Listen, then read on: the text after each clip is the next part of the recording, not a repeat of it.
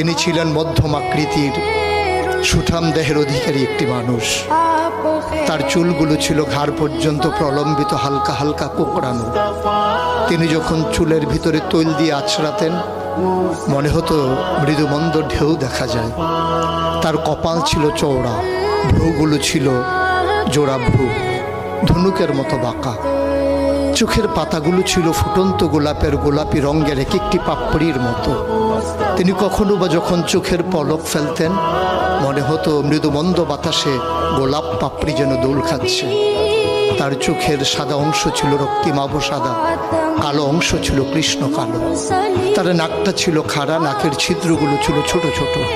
নাকের নিচে ছিল সরু চিকন গোঁফ, গোঁফের নিচেই সেই গোলাপি রঙের ঠোঁট। তার ঠোঁটগুলো যখনো কখনো বা মুচকে হাসত, গোটা পৃথিবীর মানুষ অবাক বিস্ময়ে দেখত গোটা পৃথিবীতে যেন বিজলি চমকিয়েছে। তিনি কখনো বা যখন এই রাস্তা দিয়ে হেঁটে যেতেন, 1 মাস পরেও কখনো যখন সাহাবা হাঁটতেন, তার গায়ের জান্নাতি গন্ধ তারা পেতেন।